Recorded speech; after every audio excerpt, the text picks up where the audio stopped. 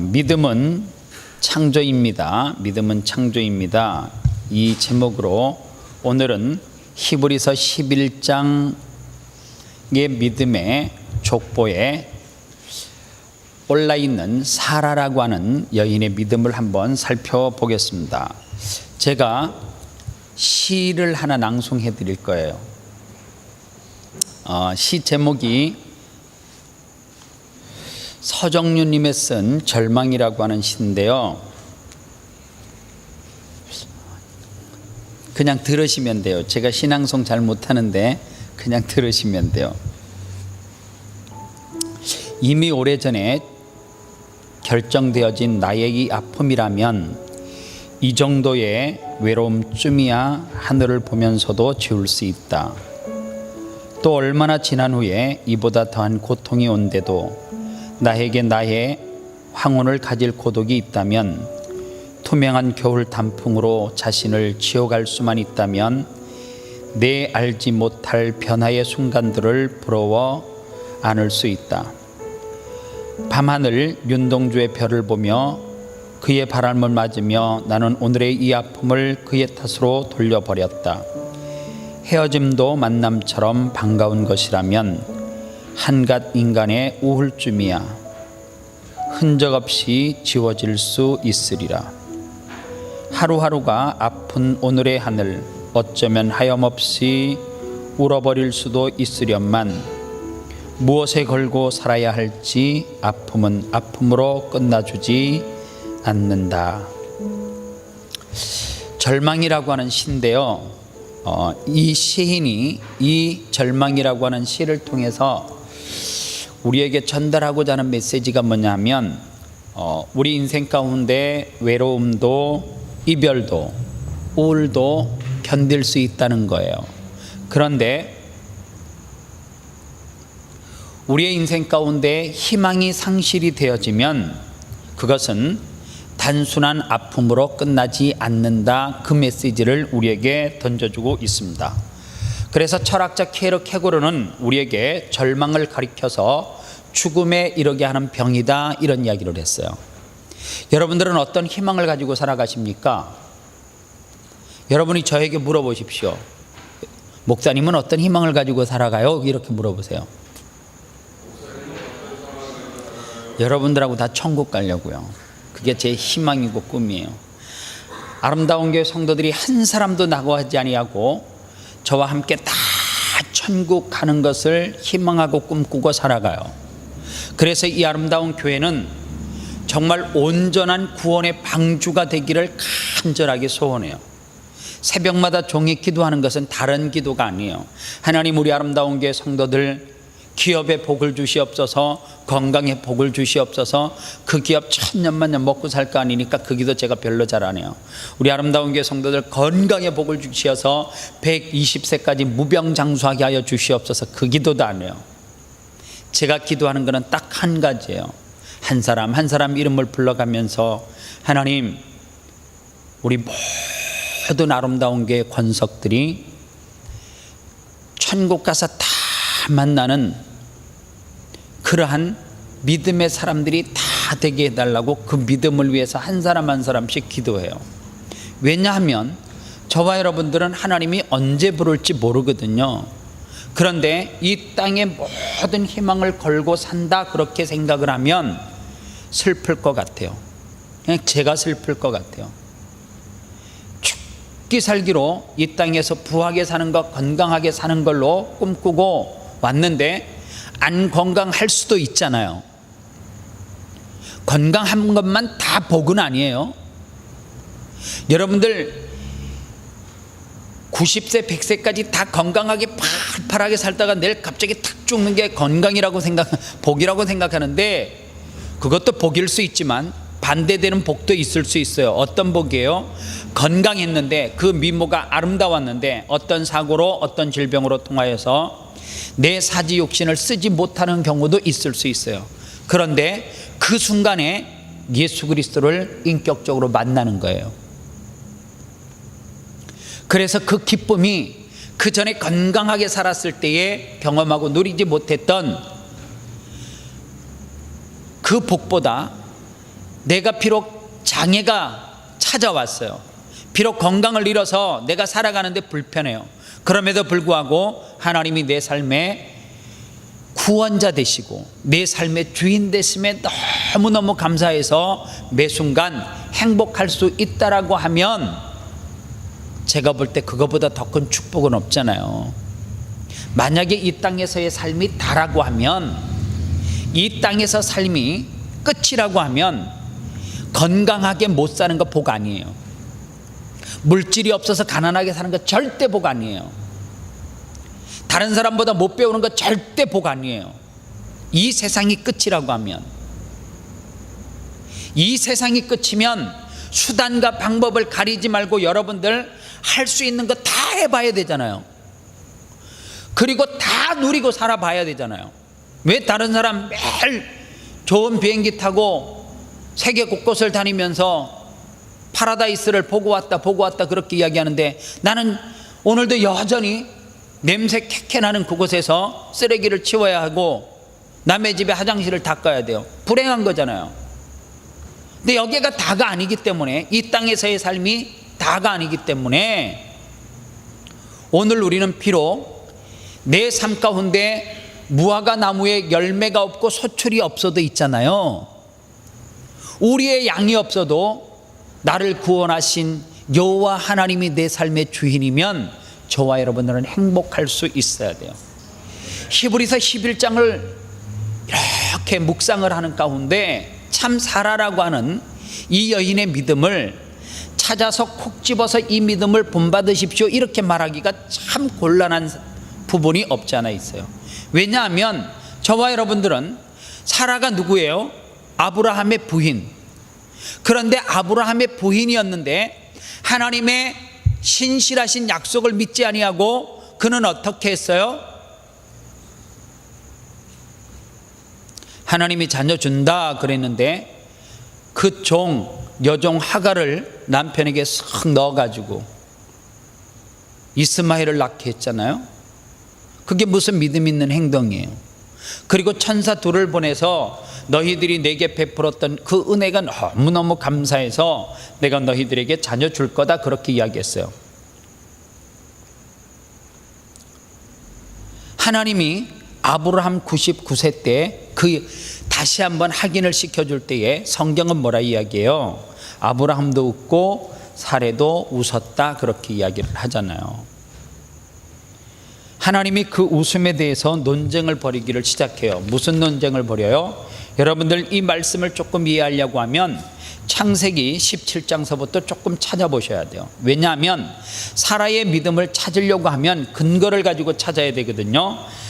여러분들 창세기 17장 17절 말씀에 보면 아브라함이 엎드려서 웃으며 심중에 이르되 100세 된 사람이 어찌 자식을 얻을까? 사라는 90세니 어찌 생산하리요? 이렇게 기록되어져 있잖아요. 아브라함이 어쩌면 어처구니 없는 자조적인 웃음일 수 있어요. 그런데 창세기 18장 12절로 넘어오면 또다시 사라가 속으로 웃고 이르되 내가 노쇠하였고 내 주인도 늙었으니 내게 어찌 낙이 있으리요? 이렇게 이야기를 해요. 아브라함도 웃었고 사레도 웃었어요. 하나님은 이 부부의 웃음 논쟁을 벌이기를 시작해요. 그런데 잘 보세요. 여러분들 하나님의 말씀을 다 믿으면 좋겠지만 여러분들 믿음이라고 하는 것이 우리가 신앙생활하면서 처음부터 끝까지 단 한 번도 의심하고 믿는 게 이게 쉬운 게 아니에요. 그래서 저는 이 단어를 쓰고 싶어요. 의심은 무관심보다 훨씬 바람직한 것이고 믿음일 수 있어요. 하나님이 없다, 하나님이 있다 이야기할 때 하나님이 없든지 있든지 관심이 없는 사람은 무관심해요. 상관없어요. 천국이 있다 지옥이 있다 관심 없는 사람은 무관심해요. 그러나 내가 예수를 믿는 가운데 천국과 지옥에 대해서 관심을 가지고 의심을 갖는 것은 어디로부터 출발한다는 거예요? 믿음의 동기로부터 출발할 수 있다는 거죠. 사라가 믿음이 없다라고 하면 어떻게 아브라함이 믿음의 조상 중에서도 전 세계가 그 누구도 성경의 인물 가운데 그 누구도 아브라함은 믿음의 사람이라 이야기했을 때 그 믿음을 의심치 않을 수 있겠어요. 그러면 보세요. 아브라함 혼자 믿음의 사람이었기 때문에 그래요. 여러분들 혼자서 믿음 있는 척해도 한쪽에서 자꾸만 방해하면 그거 끝까지 가는 거 쉬운 거 아니에요.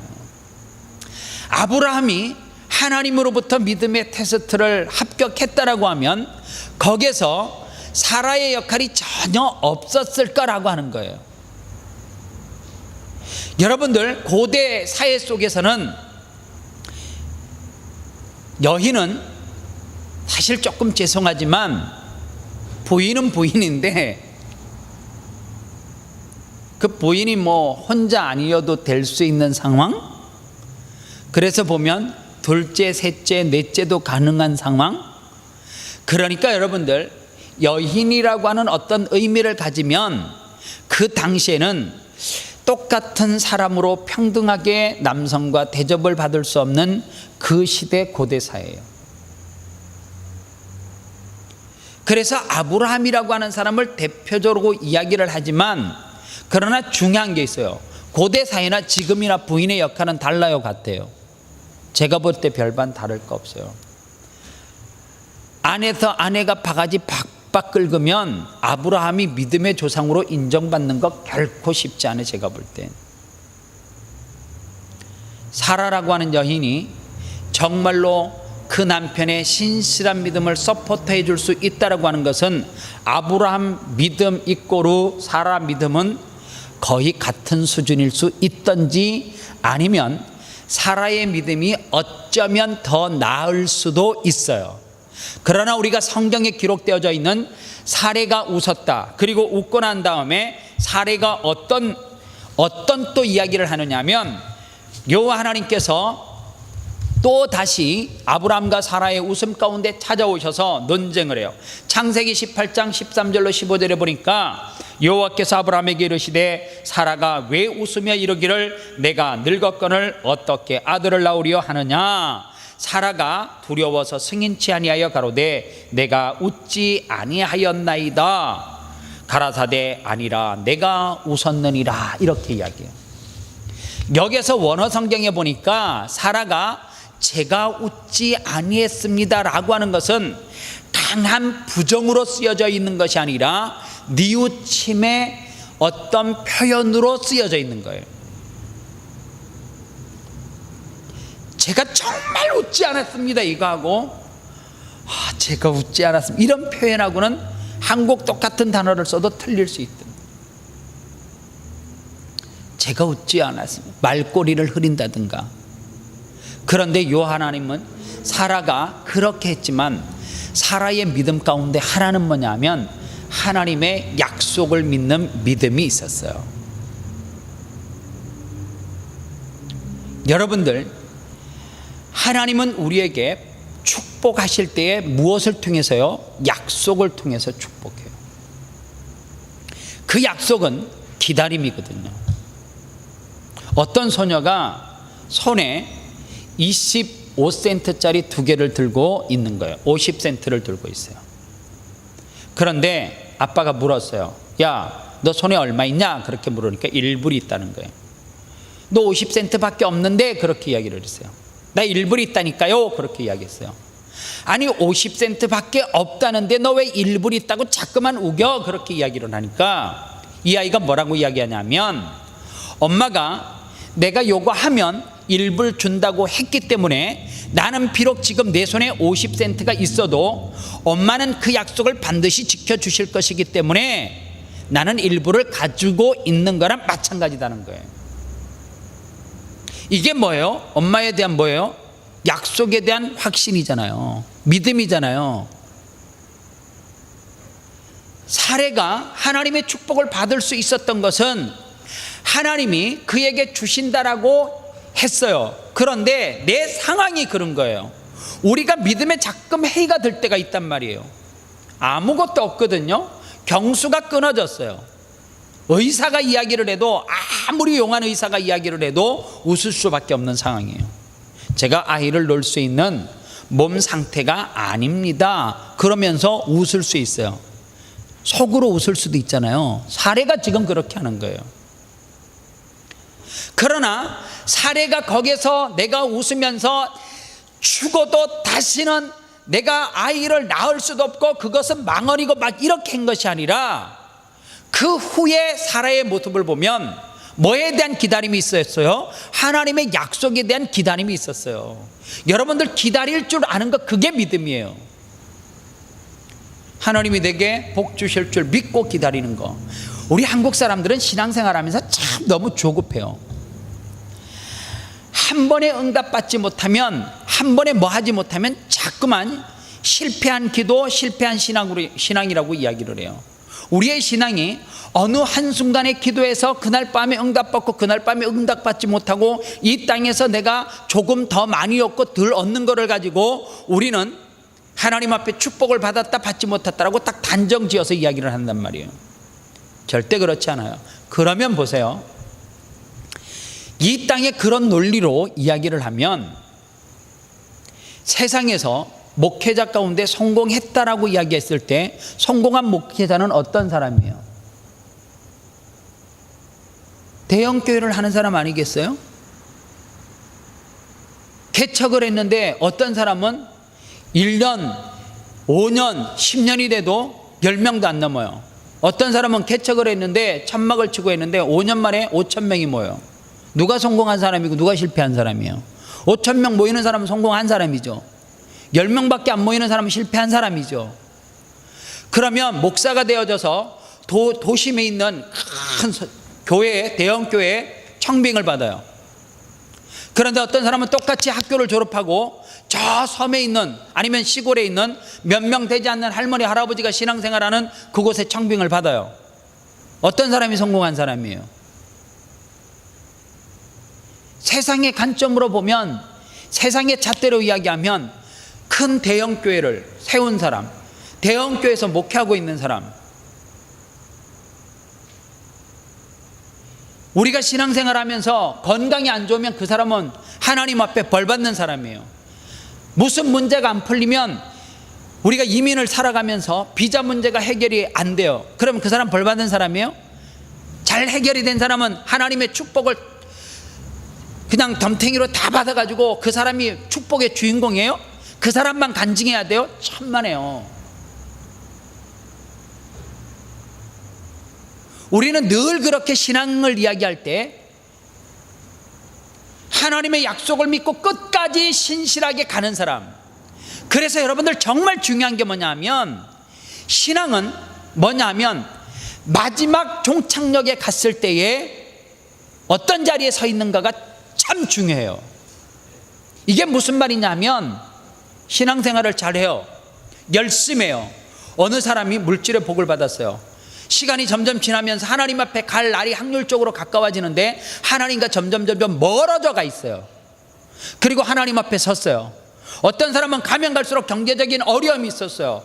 그래서 그것 때문에 끊임없이 하나님의 자리를 떠나지 못하고 끊임없이 하나님 앞에 부르짖고 찾아요.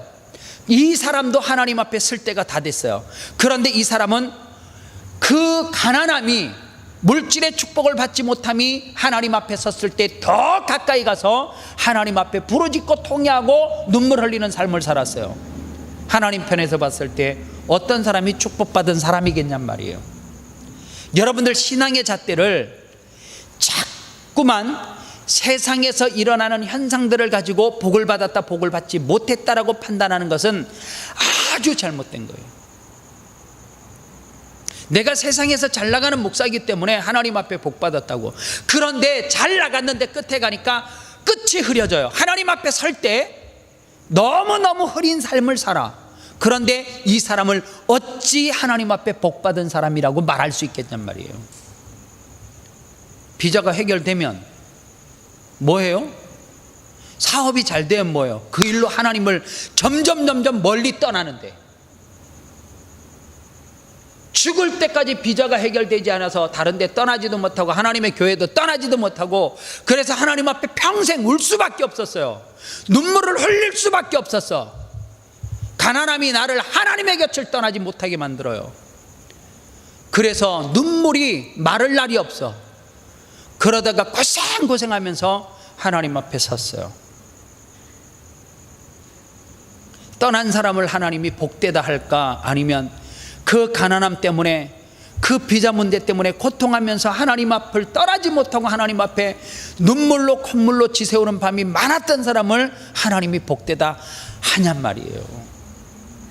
그래서 여러분들, 예수 믿는 사람들은 반드시 구원의 과정 가운데서도 9단계로 이야기하지만, 하나님 앞에 섰을 때에 우리는 뭘로 알아요? 열매로 알아요. 열매로요. 백날 천날 물질의 복을 받으면 뭐예요? 사라의 끝이 아름다운 게 뭐예요? 아브라함이 열국의 아버지 이야기했잖아요. 사라는 뭐래요? 열국의 어머니예요. 믿음을 본받을 때 누구를 본받으라 그 말이에요. 여인들은 사라의 믿음을 본받으라 그 말이에요. 물론 사라가 중간에 비웃고 웃음이 나왔지요. 해이가 찾아왔지요. 그래서 천사를 통해서 하나님의 약속의 말씀을 들었을 때에 믿지 않으려고 했어요. 우리가 그런 가정이 왜 없어요? 다 있어요. 사람은 처음서부터 끝까지 단 한 번도 주님을 의심치 않고 믿는 거, 시험이 없었던 거 있을 수 없는 이야기예요. 제가 볼 때는 사라와 같은 가정을 다 겪어요. 그러나 결국에 사라는 어느 자리에 가 있어요? 히브리서 11장에 믿음의 명예의 전당에 그의 이름이 와 있고, 그 여인은 아브라함의 부인 이렇게 설명하는 것이 아니라 아브라함이 열국의 아비였으면 사라는 열국의 어미로 통해요. 그 믿음이, 그 약속을 끝까지 믿고 갔던 사라의 믿음이 우리 흔들릴 수 있죠. 부부관계 가운데 문제 없는, 제가요 상담을 해봐서 알아요.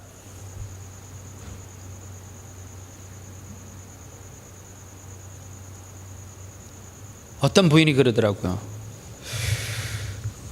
남편이 너무 좋아요, 너무 좋아요. 그러더라고요. 다시 태어나면 그 남편하고 결혼할게 그러면 할 거예요 그러는 거예요. 사람들 몇 명 있는데, 어머나 세상에 어떻게 저런 집사님이 있냐고 그러는 거예요. 어느 날 저하고 둘이 만나게 됐어요. 목사님 그때 제가 한 거 거짓말해서 용서를 구한다고. 왜요? 그랬더니 그때 여러 사람이 있어서 그렇게 하는 것이 좋을 것 같아서 그렇게 했는데, 목사님하고 둘이 있으니까 솔직히 말하고 싶은데 그 인간하고 절대 결혼 안 합니다. 그게 제 답이에요 그러더라고. 어떻게 위기가 없단 말이에요. 신앙생활에도 다 위기가 있죠. 목사를 통하여서 시험 들 수 있고, 성도를 통하여서도 시험 들 수 있고, 물질을 통하여서, 건강을 통하여서, 자녀를 통하여서 여러 가지. 가끔 이럴 때 있지 않아요? 전 가끔 그럴 때 있어요. 나 이렇게 열심히 주를 위해서 헌신하고 충성하는데 하나님 나보다 왜 안 충성하는 사람은 나보다 더 거룩하고 거룩한 건 아니에요. 내가 거룩한 것 같아. 거기까지 포기하면 안 될 것 같아요. 그 사람은 어떻게 매일매일 엔조이 즐겁게 그렇게 살아가냐고. 나보다 더 행복하게. 하나님 저 낚시 한 번도 안 갔어요. 갈치 나올 때 가고 싶었는데도 안 갔는데, 그 목사님은 몇 번씩 가는데 나 갈치도 안 먹고 사 먹으려니까 비싸서 못 사 먹는데 왜 그 사람은 더 좋은 일이 생기냐고. 한 마리 달라 해도 안 주는데.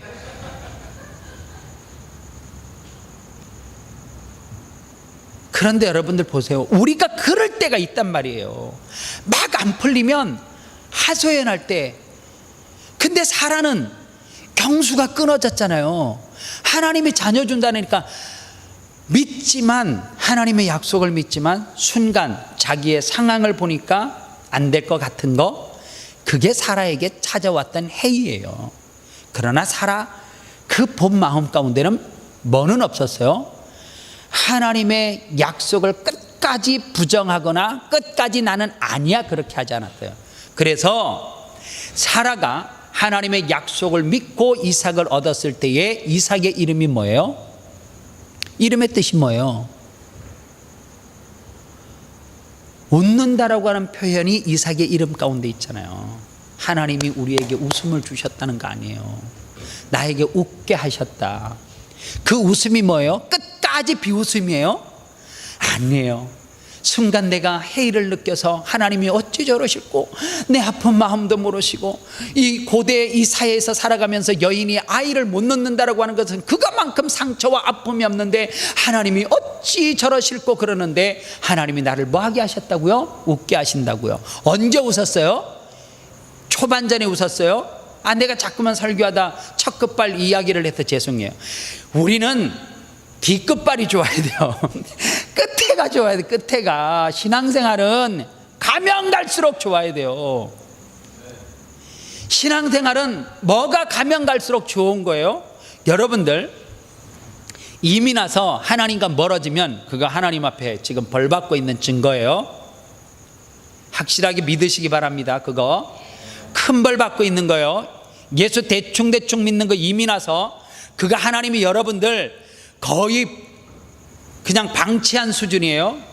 이민을 왔는데 한국에서 안 하던 기도 제목이 뻥뻥뻥뻥 터져가지고 기도 안 하고 하나님을 떠나지 않고는 살 수가 없으면 여러분들 이민 그 자체가 복인 줄 믿으시면 돼요. 그 자체가 복이에요. 그렇잖아요. 하나님이 한국에서 너무 편하게 살다가 기도 안 하고 있으니까 일로 갔다가 확 떨어뜨려 놓고 너 이래도 기도 안 할래? 딱 그거 아니에요? 하나님이 너 이래도 기도 안 하고 버텨? 근데 버티는 사람은 심각한 거지. 근데 거기서 주님 버틸 용기도 없고 잡을 끈앞으로는 하나님밖에 없습니다. 하나님 바지가랑이 탁 잡고 하나님 살려주세요. 하나님 살려주세요. 하나님 살려주세요. 살려주세요. 끝까지 하다가 하나님 앞에 가면 마지막에 하나님이 걷어찰까? 천만에요. 하나님은 그렇지 않아요. 그래서 부흥회를 많이 다니는 목사님들이 쓰는 용어 가운데 하나가 그거잖아요. 여러분들의 인생 가운데 완벽한 사람 같지만 모든 사람을 만나보면 그 사람 나름의 하나님은 나사를 하나 풀러 놓았다고. 뭔가 나사를 풀러 놓고 그것 때문에 기도하게 만드는 것은 축복이라고. 진짜 저주가 뭐냐? 난 기도할 것도 없고 내 자녀도 잘 되고 비즈니스도 잘 되고 뭐도 잘 되고 다 잘 돼요. 다. 혹시 그런 분 있어요? 근데 저주라고 말하고 싶은데 그게 하나님이 버리셨다라고 하는 증거물일 수도 있어요.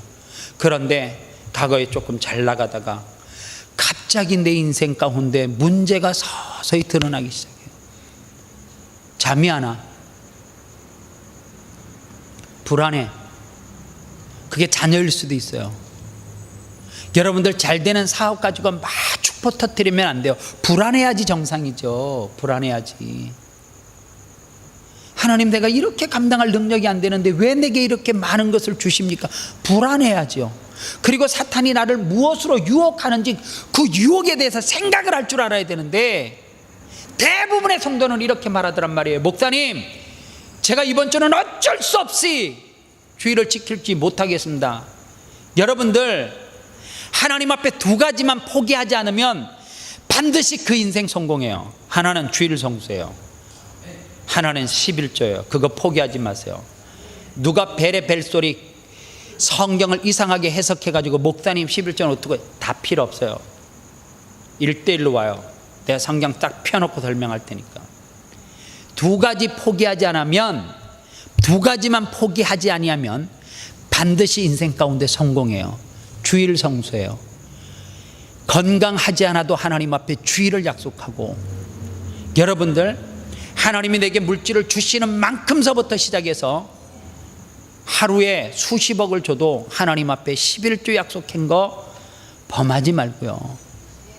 하나님 앞에 첫 것을 드릴 줄 알고 하나님을 가장 최우선으로 섬기는 사람은 하나님이 절대로 그 사람을 가로 밖으로 제외시킬 수가 없어요. 시킬 수가 없어. 그러나 보면 내 유익이지 그게 무슨 하나님의 유익이에요. 가만히 보세요. 주일날 가게를 오픈해요. 그게 하나님의 유익일까? 누구의 유익일까? 한번 생각해 보세요. 하나님의 유익은 여러분들이 하루에 시드니 같은 도시를 하나씩 비즈니스로 사도 하나님은 전혀 이게 하나님의 건데. 그렇잖아요. 인간이 보면 참 웃긴 사람들이잖아요. 이거 다 하나님의 건지 지들 거라고 사고 팔고 이거 영원히 내 것처럼 막 움켜잡고. 그래서 하나님이 죽게 만드는 거예요. 죽으면 니들이 그래도 움켜잡을 수 있나 보자라고 확 죽어요. 그럼 어떻게 해요? 간 속에서 두 손 딱 풀고 나는데, 그래서 이제 수의사들이 손 오모갖고 여기다 딱 해주죠. 똑바로 서 있어. 이렇게 묶어주잖아요. 더 이상 이렇게 움직이지 못해. 딱 이렇게 갖고 묶어놔요. 다음에 한번 꼭 봐요. 주일 그 장례식 있을 때 교회에서 장례식 한번 봐봐요. 그 사람 손 딱 요래 갖고 움직이지도 못하게 이렇게. 다 죽을 때 이래 죽는 거 아니에요? 누가 다 이렇게 죽어요? 못 봤죠? 딱 돌아가시면 굳기 전에 손 다 갖다 모아놓고 딱 이렇게 딱 모아놔. 이렇게 허튼 짓 더 이상 못하게 이래 놔두네. 이렇게 거기서 살짝 이렇게 움직여봐요. 살아있는 것처럼. 아예 꽁꽁 묶어놓지. 그래서요, 결국에 하나님께서 우리에게 뭘 가르치냐면, 죽음을 통해서 우리가 보잖아요. 봐라, 그 말이에요. 봐라. 제 봐라. 주일을 지날처럼 열심히 노동하고 저렇게 살더니 손에 뭘 끼워갖고 가나 봐라. 발에 뭐 입고 가나 봐라 그러거든요. 제가 호주에서는 잘 뭐 볼 수 있는 환경이 안 되지만 한국의 목회자들은 벽지 화장터에 정말 많이 가요. 조금 비싼 간을 쓰면 뭐해요? 수의를 입히면 뭐해?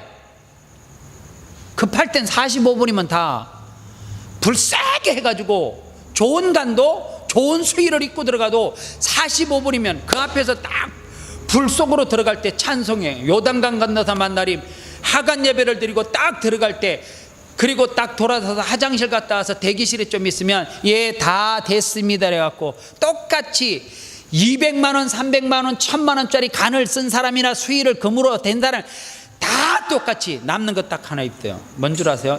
금리빨만 나오더라고. 금리빨만 따로 이렇게 다 되지 다 뼈는 그게 인간이니까. 그러니 여러분들 제발 정신 바짝 차리고 사람을 기쁘시게 하랴, 하나님을 기쁘시게 하랴. 하나님을 기쁘시게 하는데 좀 정신 바짝 차려요. 얼마나 남았다고 우리 생이. 정말 얼마 안 남았어요. 하나님을 위해서 이양주를 위해서 충성할 거, 우리는 누구에게 충성을 하고 살아야 되잖아요. 뭔가 신념을 가지고 살아야 되잖아요. 그러면 하나님이 성경에도 지금까지 약속으로 주셨으면 그거를 한 번도 거절한 적이 없는데, 그 하나님의 약속을 믿음의 조상 히브리서 11장에 기록되어져 있는 믿음의 선진들이 다 받아 누렸다라고 하면, 비록 우리가 중간에 사라처럼 회의가 찾아오고 의심이 들고, 그래서 하나님이 말씀하실 때 천사를 보내서 우리에게 말할 때 믿을 수 없습니다, 그렇게 부정하는 것 같으나 그 부정은 뭐예요? 긍정에서 오는 거예요. 주님이 뭐라 그랬는데 관심 없어요. 귀도 열지도 않아요. 듣지도 않아요. 세상에요, 전 참 성도들이 무서워요. 가끔. 왜 무서운지 알아요? 좋은 일이 있으면 자꾸만 안 좋은 쪽으로 대부분이 다 가요. 좋은 일이 있으면 하나님이 복 주면 자꾸만 하나님 앞에 쏟아 부어야 되는데, 좋은 일이 있으면 하나님을 점점 멀리해. 복 준 사람이 누군 줄을 물어보면 아는데 그런데 그 사람을 떠나. 이게 도대체 어디에서 오는 배짱인지 모르겠어요. 우리 아름다운 교회 성도들은 하나님이 복 주신 것을 믿잖아요. 하나님 앞에는 주일 성수 인색하게 하면 안 돼요. 할 일도 없고, 집에 가봤자 뭐 드라마가 나와, TV에 그 재미없는 방송 나오는 거 다 이해를 하기를 해. 집에 가면 한국처럼 좋은 식당이 있어가지고 오늘은 1시간 떨어져 있는데 맛집에 가자 이래 백종원의 맛집 이래갖고 찰로 한 뭐 탕수육을 먹으러 저쪽 충청북도 단양공 매포읍에 탕수육집 이런 것도 없으면서 가봤자 주일날 오후에 가보면 먹다 남은 거 먹고, 내가 눈에 안 봐도 선해. 누가 초대했대. 가보면 월남쌈이지 뭐. 요샌 본인이 쓸지도 않아. 다 리드콤에서 사다 하지. 매주 그거 먹는 거. 그것 때문에 시간 다 버리고 예배를 포기해요. 참. 그것처럼 불행한 게 어디 있어요. 천국은요, 순서를 알아야 돼요. 예배하고 먹고지, 먹고 예배 시행시키고는 없어요. 천국에서는 예배하고 먹고, 예배하고 먹고지, 예배하고 먹고 예배 안 하고 이런 게 없단 말이에요. 그거를 우리가 알면 예배를 즐겨야 돼요. 오늘 수예배 안 온 사람이 과연 뭐를 했을까? 한번 조사해 보세요. 구역별로. 이 시간에 여기 안 오고 정말 막 그 세계의 역사를 위해서 뭐 공헌을 하고, 이 시간에 안 와서 막 영어 단어를 수천 단어를 외우고 막 비즈니스 이익이 막 하면서 할 일도 없어 뭐, 오늘 목사님 뭔지 다 수예배 따르면 또 우리 욕하겠지 이러고 있다. 반주하세요.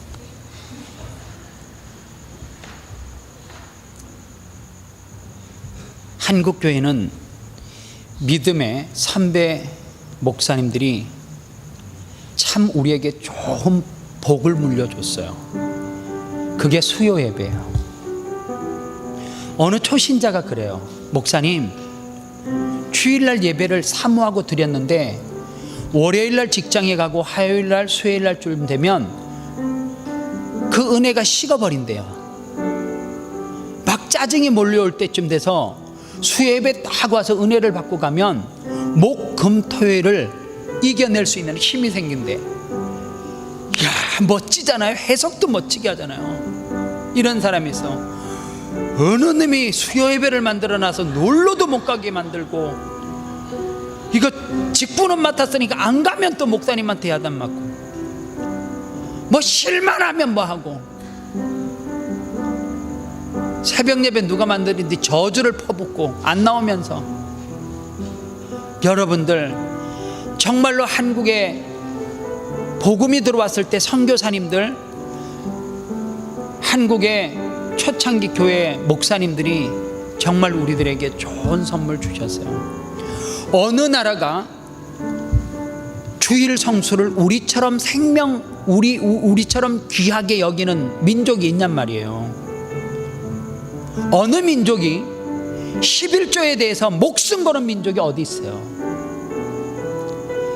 여러분들 궁금하면 세계 교회사를 뒤져보세요.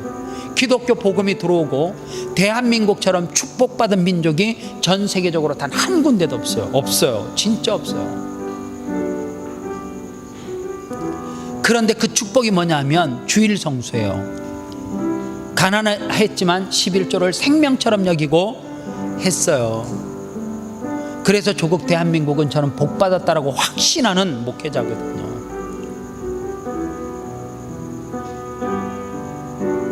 대한민국처럼 주의 종들을 잘 섬기는 민족이 어디 있어요? 없었어요. 그래서 복받았다라고 저는 확신해요. 하나님을 잘 섬기는 민족, 이 신앙의 뿌리를 잃어버리면 촛대 옮겨져요. 지금 이 믿음이 조국 대한민국에서 초창기 교회가 그 뜨거웠던 믿음이 중국 교회에 불이 붙기 시작했어요.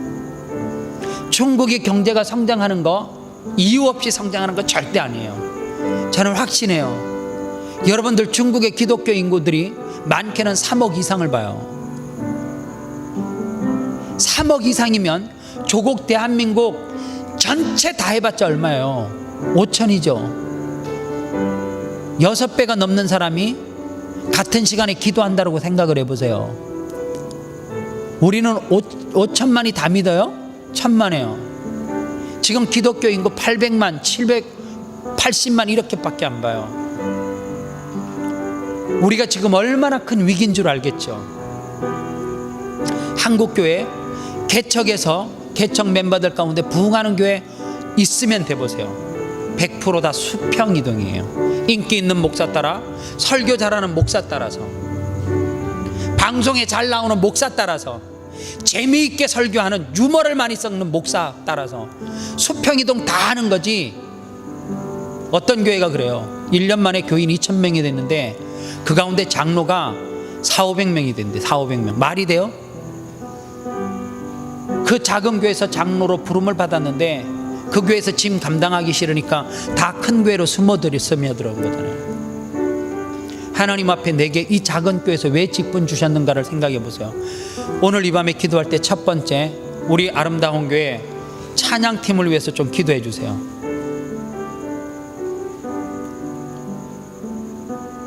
똑같이 일하고요, 이 시간에 일하면 돈 더 버는데 그거 다 안 하고 하루를 온전히 찬양 콘티를 짜고 준비하기 위해서 일을 빼고요, 이 수요 예배 때 찬양 인도하는 거예요.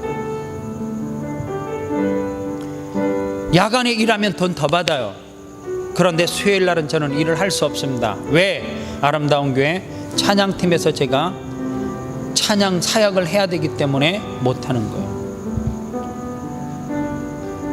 여러분들 자가용이 있어서 편하게 집에서 20~30분에 오지만 이 찬양 앞에 서는 친구들은 여러분들보다 최소 1시간 반, 1시간 일찍 오기 위해서 오후 시간을 다 희생해서 오는 친구들이 많고요, 버스 타고 트레인 타고 다시 버스 타고 이렇게 해가지고 오는 친구들이 있어요. 그냥 헌신하는 거 아니에요. 우리 젊은이들을 위해서 기도해 주십시오. 하나님, 저들이 신앙이 정말 건강하게 달자라서 저들이 복받아 하나님 앞에 꿈꾸고 소원하는 거 약속을 받아서 아름다운 교회 기둥과 같은 일꾼 되게 해달라고, 수요예배 찬양 인도하는 자들 가운데서, 주일날 찬양 인도하는 청년들 가운데서 목회자도 나게 하시고, 아름다운 교회 장로님도 나게 하시고, 권사님도 나게 하시고, 하나님 신실한 그리스도의 가정을 이루어서 정말로 믿음의 가문으로 명을 이어갈 수 있도록 기도해 주시기를 바랍니다. 사례와 같은 축복을 받을 수 있도록 기도해 주시기를 바랍니다. 다 같이 기도하겠습니다. 하나님 아버지 감사합니다. 이 시간 하나님 앞에 기도합니다. 하나님, 우리 아름다운 교회 젊은이들을 위해서 기도합니다. 하나님께서 우리 사랑하는 청년들을 복 주시옵소서. 하나님, 이 밤에 정말로 주님 앞에 찬양을 올려드리기 위해서 내가 힘들고 내가 어려운 환경 가운데 있지만 그것을 희생시키고 주님을 위해서, 이 수요 예배를 위해서 하나님 앞에 온전하게 드리기 위해서 때로는 하루를 희생하기도 하고 오후 전체를 희생하기도 하고, 하나님 자기에게 주어진 일을 마치자마자 하나님 이곳에 와서 찬양을 준비하고 저녁을 먹지 못하고 찬양하는 청년들도 많이 있습니다. 하나님, 저들을 복 주시옵소서. 하나님, 우리 성도들도 그러한 믿음과 신앙이 있었는데 어느 순간에 우리의 신앙이 죽었습니다. 아버지 하나님, 우리의 신앙이 미지근해졌습니다. 하나님, 차든지 더없든지 해야 되는데 우리의 신앙이 너무 미지근해져 있습니다. 하나님, 우리를 붙들어 주시옵소서. 하나님, 우리를 붙들어 주시옵소서. 하나님 앞에 서는 그날까지 하나님 생명 바쳐 일하게 하시고, 하나님 앞에 서는 그날까지 하나님 내가 해결되지 못하는 문제 때문에 엎드릴 수 있으면 그것이 축복인 줄 알고, 하나님 그것을 위해서 하나님의 그것 때문에다로 하나님 곁을 떠나지 않고 더욱더 나갈 수 있도록 하나님 앞에 매달릴 수 있도록 하나님 축복하여 주시옵시기만을 간절히 빌곤합나이다. 하나님 도우시옵소서. 하나님, 우리에게 하나님이여 희망의 끈을 놓지 말아야 됩니다. 하나님, 희망의 끈을 부여잡고 기도할 수 있도록 도와주시옵시고, 하나님의 신실한 약속을 믿고 기도할 수 있도록 하나님 우리 베풀어 주시옵소서. 하나님 도우시옵소서. 우리 아름다운 교회 성도들 가운데 하나님의 아픔과 어려움이 있는 사랑하는 성도들이 있습니다. 하나님, 그들을 욕하지 않게 도와주시옵시고 그들을 위해서 눈물을 흘려줄 수 있는 공동체가 될 수 있도록 하나님 은혜 베풀어 주시옵시기만을 간절히 빌곤합나이다. 하나님 도와주시옵소서. 하나님 축복하여 주시옵소서.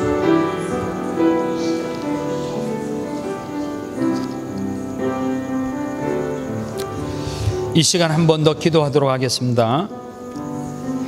우리 아름다운 교회 성도들 가운데 정말 기도 없이 눈물 없이 하루하루를 견디기 힘들 만큼 시련의 시간들을 보내고 있는 성도들이 있습니다. 육신의 건강 때문에요. 노인구 집사님 빨리 건강이 회복되고 살이 붙어서 김동희 집사님과 함께 나와서 예배할 수 있는 기쁨 달라고 기도하시고요. 우리 지난주에 등록하신 김보배 권사님이 제가 잠시 이야기 보니까 당뇨가 너무너무 높아요.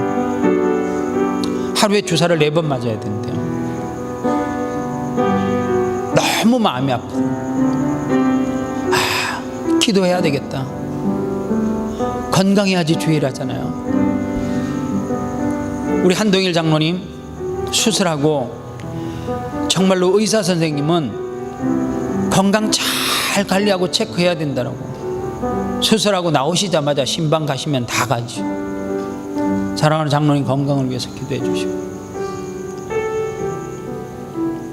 우리 아름다운 게 성도들 가운데 비즈니스 비자 문제 때문에 너무너무 어려움, 오늘 이 밤에 있는 분들은 다 어려워서 하나님 앞에 기도할 제목이 있어서 나왔잖아요. 내가 조금 환경이 나아요. 그래서 교만하지 마시고요. 내 기도가 응답됐다라고 자만하지 마시고요. 내 기도의 제목이 다급한 게 없으면 우리 한 교회 안에서 형제 자매인데 왜 몰라요? 은호 형제를 위해서, 그 가정을 위해서 기도해 주시기 바랍니다. 하나님, 저 젊은 부부에게 하나님께서 은혜를 베풀어 주시옵시고,